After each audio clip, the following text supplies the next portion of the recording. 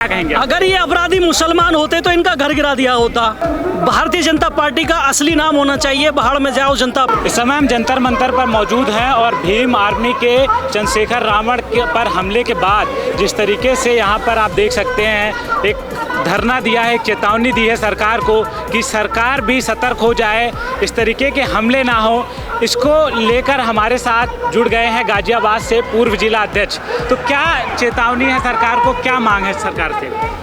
सरकार से ये मांग है कि सरकार अपने आँख कान खोल ले और दिमाग को कर ले ठीक। जो आज़ाद समाज पार्टी के राष्ट्रीय अध्यक्ष आदरणीय चंद्रशेखर आज़ाद पर जो प्राणघात हमला जिन लोगों ने किया था उनका नार्को टेस्ट हो, पता चले कि वही हैं या कोई और है। दूसरा, Z+ सुरक्षा राष्ट्रीय अध्यक्ष जी को मिलनी चाहिए। तीसरा, देश के अंदर जिस तरीके से अराजकता फैली हुई है, चाहे वो उत्तर प्रदेश हो, चाहे वो मणिपुर हो, आपने देखा मणिपुर में किस तरीके से एक महिला को नंगा कर घुमाया गया, उसके साथ में सामूहिक बलात्कार किए गए, नरसंहार हुआ, घरों को आग लगा दी गई और वहाँ पर सरकार कोई हस्तक्षेप करने को तैयार नहीं है। सुरक्षा एजेंसियां उन लोगों को सुरक्षा देने को तैयार नहीं है। तो इन सारे मुद्दों के साथ में इस आंदोलन को लेकर आज़ाद समाज पार्टी भीम आर्मी आंदोलन। लेकिन मणिपुर में 2 महीने से हिंसा हो रही है, लेकिन कोई विपक्ष उतनी मजबूती से मणिपुर हिंसा को लेकर सरकार को घेर क्यों नहीं रही? कि अगर जैसे विपक्ष भी मजबूत होना बहुत ज़रूरी है, जब तक आप सरकार पर दबाव नहीं बनाएंगे तब तक लोगों को न्याय कैसे मिलेगा? आप ऐसा दबाव बनाइए कि सरकार मजबूर हो जाए कि उसको वो काम करना ही पड़े जो विपक्ष चाहती है। अभी कल परसों देश के प्रधानमंत्री भाषण देते हुए मगरमच्छ के जैसे आंसू बहा रहे थे। बड़ी ही निर्लज्जा के साथ उन्होंने कहा कि मैं अंदर से बड़ा आहत हूँ, बड़ा दुख प्रकट कर रहा हूँ, लेकिन उन्होंने ना तो मणिपुर के मुख्यमंत्री को बर्खास्त किया है, ना वहाँ के DM को बर्खास्त किया है, ना SSP को बर्खास्त किया है। अतः स्थिति ऐसे ही बनी हुई है। वो सिर्फ मगरमच्छ के आंसू थे।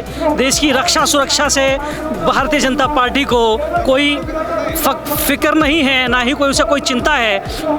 भारतीय जनता पार्टी का असली नाम होना चाहिए भाड़ में जाओ जनता पार्टी, क्योंकि जब से भारतीय जनता पार्टी की सरकार सत्ता में आई है तब से पूरे देश के अंदर अराजकता फैली हुई है। देखिए किस तरीके से एक राष्ट्रीय पार्टी के राष्ट्रीय नेता के ऊपर प्राणघात हमला हो जाता है और ये निकम्मी सरकारें जो फेलियर हैं, जो क्राइम को बढ़ावा दे रही हैं, उन्होंने उस घटना पर ना तो कोई सही तरीके से जांच प्रस्तुत की और ना ही उन अपराधियों को अरेस्ट कर उन्हें एक न्यायप्रिय तरीके से उन्हें सजा दी है।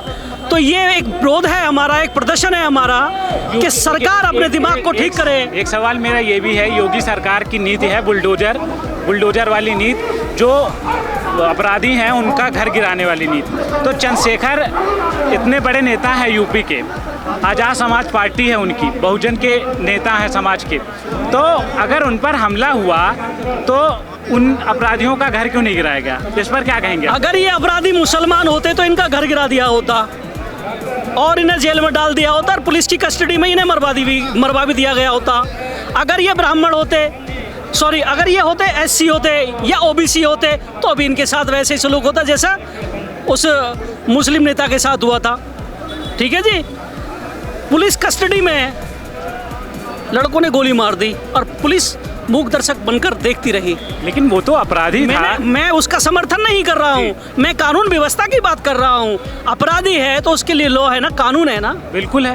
तो इस तरीके से क्या अपराधी है और उसमें गोली मार दोगे? ये सरकार है, ये अराजकता कहते हैं इसे। इसी तरीके से अगर ये अपराधी किसी जाति विशेष के ना होकर अगर ये SC ST OBC या माइनॉरिटी, आप सरकार पर जातिगत हमले कर रहे हैं। बिल्कुल जातिगत इल्जाम लगा रहा हूँ। इस सरकार ही जातिगत चल रही है। आप देखिए उत्तर प्रदेश में किस तरीके से ब्राह्मण तंत्र मजबूत है, किस तरीके से राजपूताना की बात हो रही है, किस तरीके से मूंछों में हटा दिए जा रहे हैं, क्योंकि मुख्यमंत्री जिस जाति से आते हैं उस जाति का प्रचंड नंगा नाच उत्तर प्रदेश के अंदर चल रहा है। तो क्या जैसे चंद्रशेखर जी पे जो हमला हुआ, किसने करवाया होगा, क्या लगता है कौन इनका दुश्मन हो गया है जो उनको मारना चाहता है? देखिए, जब नेता की पॉपुलैरिटी बढ़ती है, नेता आगे बढ़ता है। एक उसने कहा भी, जो जिसने हमला किया, जब उससे पूछताछ हुई, उसने बताया कि मैं अतीक अहमद के ऊपर जो हमला हुआ था उसी तरीके से मैं इनको मार कर एक बड़ा अपराधी बनना चाहता था, नाम कमाना चाहता था। मैंने क्या कहा, अतीक अहमद वो हमलावर अगर कोई और होता, वो मुस्लिम होता या कोई ओबीसी होता या कोई एससी होता या अल्पसंख्यक में दूसरा कोई होता, तो उसके घर पर बुलडोजर भी चलता, उसे पुलिस कस्टडी में मार भी दिया जाता और उसके साथ ये सारी बर्बरताएं बढ़ती जाती।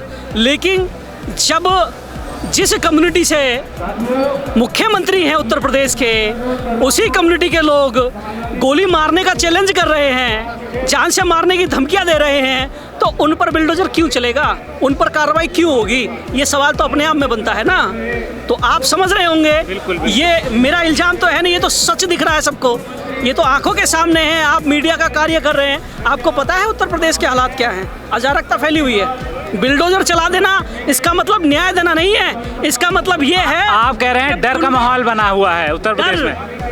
डर छोटी चीज है, एक भय होती है, अच्छा। खौफ जिसे कहते हैं, खौफ बन जाना। किसका खौफ है यहाँ पर? अरे भाई, योगी जी का। योगी जी का नहीं, उस अनैतिकता का खौफ है जो संविधान को ताक में रखकर बिल्डोजर चला देती है, जो पुलिस की कस्टडी में गोली चलवा देती है।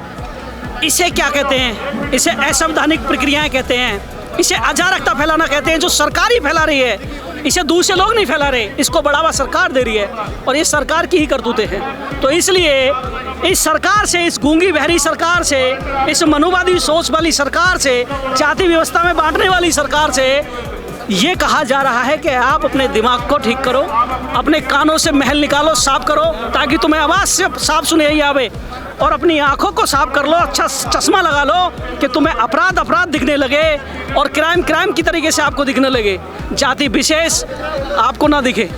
टोपी से आप पहचान ना करें, कपड़ों से आप पहचान ना करें, अपराधी की कोई जाति नहीं होती,